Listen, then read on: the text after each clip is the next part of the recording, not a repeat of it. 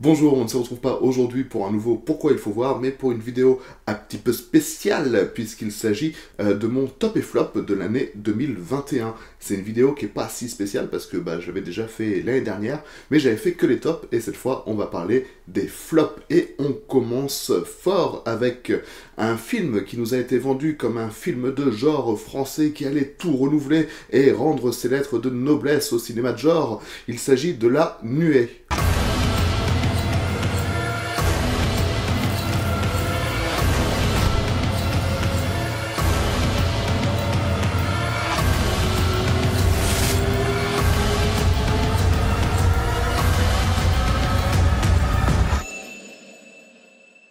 Avec une actrice ressemblant un peu à Charlotte Gainsbourg et surtout des sauterelles qui ont la particularité de se nourrir de sang humain, on s'attend à avoir des petits frissons dans ce film, sauf que non, pas du tout. Il s'agit en fait juste d'un drame familial parmi tant d'autres, et un drame rural aussi, où on nous explique que vivre à la campagne c'est compliqué et que les agriculteurs doivent se sacrifier et faire couler leur propre sang pour pouvoir nourrir leur propre élevage. Donc voilà, le fantastique ne sert ici qu'à transmettre un message qu'on a déjà vu et entendu dans beaucoup de films, le résultat, il est pas mémorable du tout, hein. C'est vraiment bof, très bof. Mais en même temps, vu que c'est les flops, c'est un peu normal que ce soit des films que j'aime pas trop. Et on va continuer avec un deuxième film que j'avais trouvé très bof et dont je me souviens pas des masses, c'est La femme à la fenêtre. Je crois que quelqu'un est entré chez moi. Tu devrais arrêter d'espionner chez les gens comme ça. Tout le monde arrive à passer à autre chose.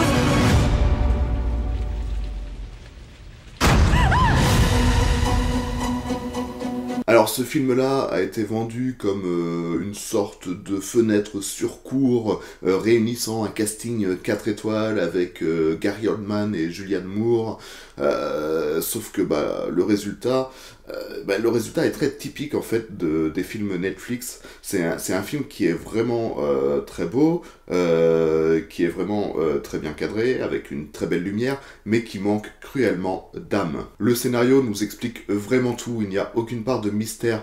On a même des flashbacks qui vont surligner l'importance de certains points, ce qui fait que les plot twists sont vraiment tués dans l'œuf dès le début et qu'il y a plus trop d'intérêt dans ce film, à part si vous aimez les jeux d'acteurs un peu cabotins de Gary Oldman et Julianne Moore. Voilà. Et puisqu'on parle de films Netflix, que dire de Malcolm et Marie? Tout ce que je voulais ce soir, Malcolm, c'était un merci, c'est tout. Tu sais que je te suis reconnaissant, tu sais que j'ai fait une erreur, alors pourquoi t'en fais tout un plat? C'est la façon dont tu considères cette relation. Regarde-moi. Je suis la seule personne qui reste. Cramponne-toi à moi pour sauver ta peau. Véritable sensation cinématographique du début d'année, ce film réunit John David Washington, qu'on a pu voir dans Tenet, et Zendaya, qu'on peut voir un peu partout, dans Dune, dans Spider-Man, et c'est le réalisateur, c'est le fils de Barry Levinson, qui s'appelle Sam Levinson, qui a fait la série Euphoria, qui apparemment est très bien, et que j'ai jamais vue. Voilà, dites-moi en commentaire si ça vaut vraiment le coup de le regarder, en sachant que j'aime pas des masses les séries. Bref, ce film nous promet du lourd. Il a été tourné en plein confinement, donc il n'y a que 2 acteurs qui sont en huis clos dans une belle villa, le tout avec un super noir et blanc bien léché, et beaucoup de mouvements de caméra et de plans séquences, donc ça promet vraiment beaucoup. Sauf que ça s'arrête là, parce que le film s'enlise dans des disputes vraiment verbeuses, vraiment inutiles, qui nous apportent rien si ce n'est de l'ennui et du désespoir de voir des gens gérer leur couple comme ça. C'est totalement pathétique, enfin moi j'ai trouvé ça totalement pathétique, c'est nocif, c'est toxique, c'est des relations d'amour romancées que j'ai plus envie de voir au cinéma en fait, parce que ça me casse les couilles. Voilà, c'est un échec cuisant pour ce film qui m'aurait peut-être davantage plu si j'étais encore adolescent et que j'avais une notion un peu floue et cliché de ce que sont les relations de couple, mais ce n'est pas le cas, donc je vous conseille plutôt de regarder Scène de la vie conjugale d'Ingmar Bergman, qui est quand même un très grand classique et surtout un chef-d'œuvre, n'ayons pas peur des mots, avec une sublime Liv Ullmann. Allez voir ce film plutôt, c'est déjà beaucoup mieux. En 4e place, puisqu'on parle d'ennui provoqué par un film, autant parler directement du dernier James Bond. Qu'est-ce que c'est? Tu ne te rends pas compte? Il va tuer des millions de gens.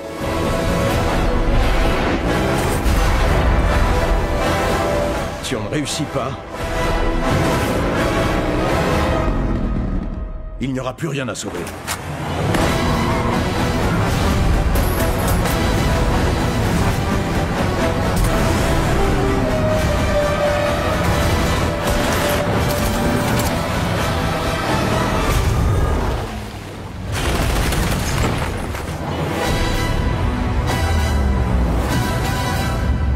Mourir peut attendre, et ici, il attend 2h43.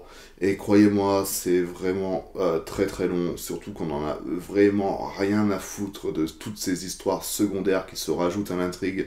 On s'en fout de la romance de James Bond, on s'en fout. En fait, je m'en fous complètement de tout ce film. Daniel Craig, c'est jamais... Enfin, le James Bond interprété par Daniel Craig, ça a jamais été ma came. J'ai pas aimé Casino Royale, j'ai pas aimé Spectre, c'est une purge totale. Le truc avec Al Malric, c'était chiant aussi. Skyfall est un petit peu mieux, mais bon, c'est pas trop ça. Moi, je préfère les James Bond qui sont plus anciens et qui sont un petit peu plus kitsch et où ils assument totalement ça. Alors que là, ça se prend beaucoup trop au sérieux et le résultat, c'est que c'est chiant. Voilà. Et un autre blockbuster qui a échoué à mes yeux au cinéma, c'est le dernier Matrix.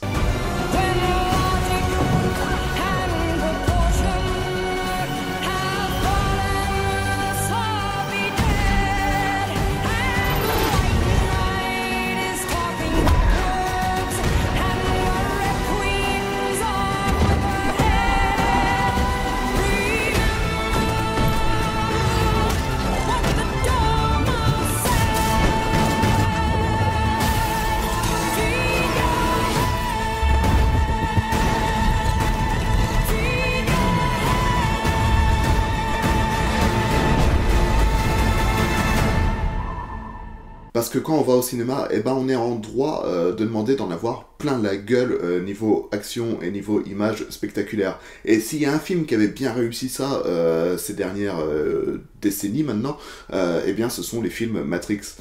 Sauf que là, que dire ? On peut commencer par dire que ce film est un gros troll. Soyons clairs, c'est vraiment une très grosse blague.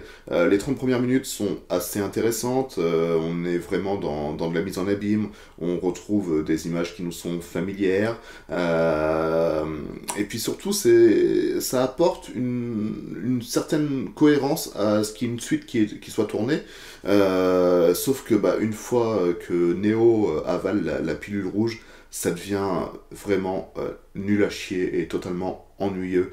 On a l'impression, pour être honnête franchement, et c'est décevant de le dire, mais on a l'impression d'être dans un téléfilm un peu cheap.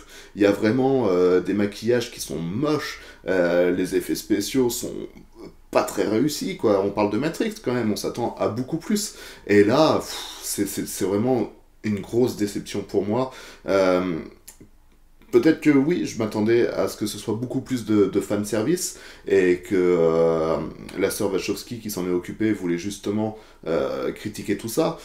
Mais j'ai trouvé ça vain, j'ai trouvé ça triste. Enfin, c'est vraiment une perte de temps totale et j'espère qu'il n'y aura plus d'épisodes de cette saga parce que avec du recul, le premier Matrix c'était vraiment très très bien. Déjà le 2 et le 3 c'était pas top, mais il y avait des effets qui étaient quand même visuellement super classe. Mais là le 4, il n'y a plus rien du tout pour lui, donc s'il vous plaît, arrêtez là. Voilà, donc Matrix, ça m'a rendu aussi triste que Keanu Reeves en train de manger un sandwich tout seul sur son banc. Mais ce n'est évidemment pas le seul film qui m'a attristé, parce qu'on est dans le flop de l'année 2021, dois-je vous le rappeler. Bref, il y a un autre film donc qui m'a totalement attristé, c'est The Malignant. Il veut s'en prendre à moi.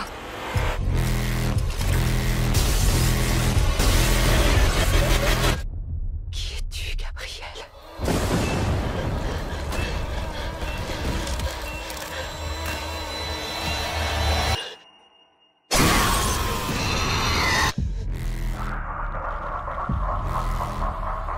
Ce qui m'attriste, c'est quand un réalisateur que j'aime bien et que je considère, en l'occurrence ici James Wan, qui a fait les Conjuring notamment, et aussi qui a renouvelé vraiment les Fast and Furious pour les envoyer dans une autre dimension, qui est beaucoup plus intéressante que ce qu'était Fast and Furious à ses débuts. Ce James Wan, donc en question, a délaissé le dernier Conjuring, qui du coup, le dernier Conjuring qui est correct, hein, qui est vraiment... voilà, quoi, c'est un cahier des charges, quoi, il remplit tout et ça suffit. Et du coup, il s'est dit, tiens, à la place de faire Conjuring, je vais faire ce film, The Malignant, donc un autre film d'horreur que j'attendais de pied ferme en disant que, ouais, encore une fois, il va casser tous les codes et il va renouveler le cinéma de genre, mais c'est pas du tout le cas, mais alors, loin de là. J'ai vraiment pas compris l'intérêt de ce long métrage. Est-ce que c'est un kiff du réalisateur qui voulait faire une sorte de nanar avec une tumeur qui fait du kung-fu, hein, quand même, je sais pas pourquoi. Soit il a voulu se faire plaisir, soit il a voulu nous faire du mal, et moi en l'occurrence c'est plus du mal que j'ai ressenti, mais surtout cette immense déception de voir James Wan louper un film et faire ainsi une tâche dans sa filmographie. Et c'est pas le seul à faire une tâche dans sa filmographie, parce que cette année il y a eu aussi un film de Guy Ritchie, donc qui a fait Les Snatch, Arnaque, Crime Botanique, vraiment des gros classiques de mon adolescence, qui a déjà quand même quelques tâches, hein, sur son CV, hein, on va pas se mentir. Il a quand même fait le remake live du dernier Aladdin, hein, qui est pas si horrible, mais bon, qui est pas non plus très jojo. Guy Ritchie a fait cette année un film avec Jason Statham, donc une alliance qui normalement fonctionne. Ce film, c'est Un homme en colère. Il faut agir de l'intérieur. Je peux faire en 2 semaines ce que vous aimeriez faire en 20 ans.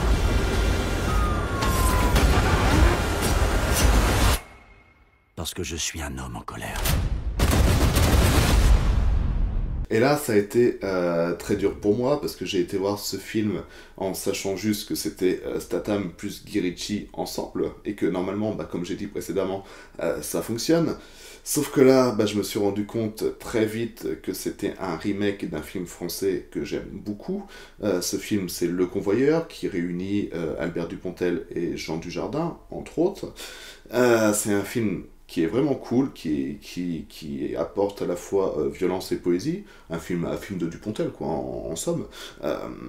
Mais là, j'ai envie de dire, ce remake est totalement américanisé, et c'est n'importe quoi, voilà, j'ai pas pu m'empêcher de le comparer à son original, et il fallait pas faire ça. Il fallait pas faire ça du tout, parce que j'ai perdu tout intérêt sur ce film, et ça a été une grosse déception, si bien que je l'ai pas terminé et que je suis retourné voir l'original directement après. Voilà. Et si vous voulez qu'on continue encore sur les réalisateurs que j'estime et qui ont fait des mauvais films, eh bien on peut parler de Neil Blomkamp. Neil Blomkamp, j'en parle un peu dans mon épisode du World Tour Watching Challenge sur l'Afrique du Sud. Ça a été le réalisateur de District 9, ça a été le réalisateur de Chappie et de Elysium. Il a fait que ces 3 longs métrages. Il a été pressenti pour faire la suite de Alien, notamment, un projet qui n'a jamais abouti. Du coup, il n'avait pas fait de film depuis environ 6 ans, et là il est de retour avec une nouvelle production, une production qui s'appelle Démonique. N'aie pas peur.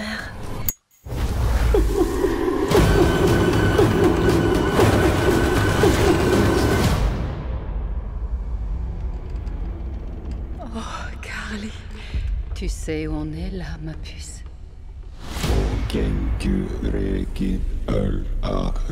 Et je pense que les images parlent d'elles-mêmes, hein. Le film il est pété de partout, le scénario tient pas debout, les effets visuels sont vraiment moches. Je vais pas m'attarder dessus parce que je m'en souviens pas des masses, parce qu'il y a pas grand chose qui m'a marqué dans ce film, qui me laisse vraiment une impression de vide et de creux dans ma tête. C'est très triste. Voilà, un petit réalisateur, parti trop tôt, voilà, trois grands films à son actif, enfin 3 grands films.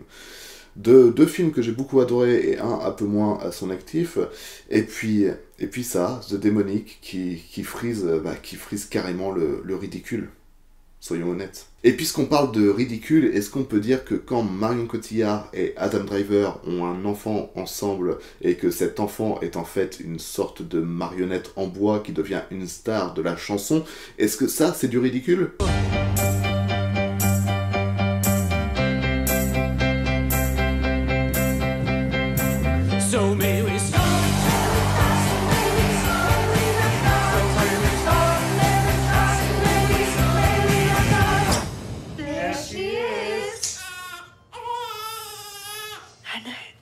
This is my baby. Parce que oui, j'ai détesté Annette, mais c'est un film qui m'a le plus fait chier au cinéma. En plus, j'étais dans une salle où j'ai pas l'habitude d'aller, avec des sièges très inconfortables. C'était horrible, c'était horrible. Je veux plus jamais vivre une torture comme ça, quoi. Non, tuez-moi s'il vous plaît. Pourtant, ça commence bien, hein. La scène d'ouverture, elle envoie du lourd. On est sur un super plan séquence, avec une super musique, c'est super entraînant, tout commence à prendre forme, etc., etc. Sauf que, après,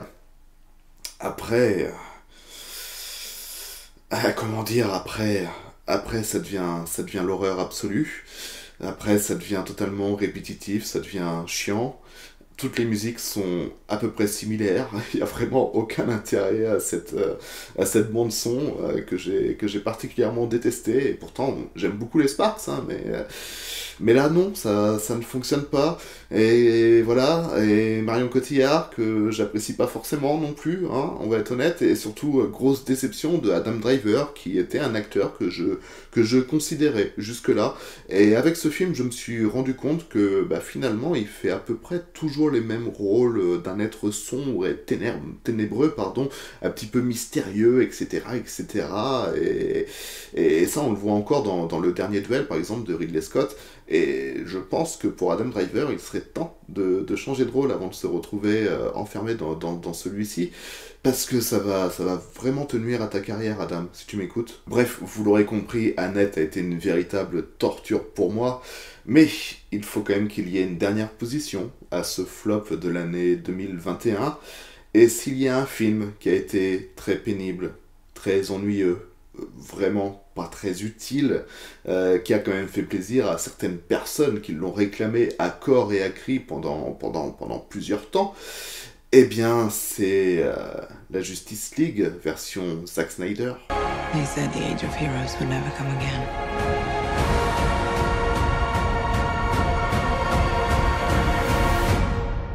It will. It has to. 4 heures. 4 heures. 4 heures, c'est la durée du film. Et des films longs, j'ai pu en voir. Souvent, ils m'ont passionné. Et ce, même s'ils durent des fois plus de 8 heures. Mais là, c'était quand même 4 heures qui servaient pas à grand-chose. C'est beaucoup de blabla. On a les origin story pratiquement de tout le monde, ce qui est vachement casse-couille, parce que on en a marre de voir les origin story des super-héros au cinéma. Enfin, moi, pour ma part, c'est bon. J'ai l'impression qu'on a franchi ce cap et qu'on n'a plus besoin de découvrir de nouveaux personnages. Ce qui fait qu'on peut commencer directement dans le vif du sujet, et ça, c'est intéressant. Mais là, vraiment, Justice League, pour moi, c'était un retour en arrière. C'était vraiment du blabla pendant des heures. Les autres heures, c'est rempli par les ralentis de Zack Snyder et ces images iconiques qui nous donnent l'impression d'être face à des dieux olympiens, mais voilà, c'est pas mon style du tout, hein. Je peux comprendre que ça puisse plaire à certains fans, mais moi, c'est pas du tout ma came, et je préfère, pour être honnête, un Superman vs Batman qui est simple et efficace. Bon, après, au niveau des films d'ici, autant être honnête avec vous, j'adore Batman et Robin. Donc voilà, je pense que ce simple fait peut discrédibiliser aux yeux de certains tout mon flop de cette année. Mais c'est pas grave, je l'assume entièrement. J'ai détesté James Bond, j'ai détesté Annette, j'ai détesté Justice League. Voilà, c'est comme ça. C'est mon avis à moi. Je l'assume, j'en suis fier, c'est un avis qui peut changer avec les années, peut-être qu'en voyant les films, je vais me dire « Ah tiens, j'avais pas vraiment compris », et finalement, j'adore ce film, waouh, La Nuée, c'est vraiment mon film préféré de tous les temps.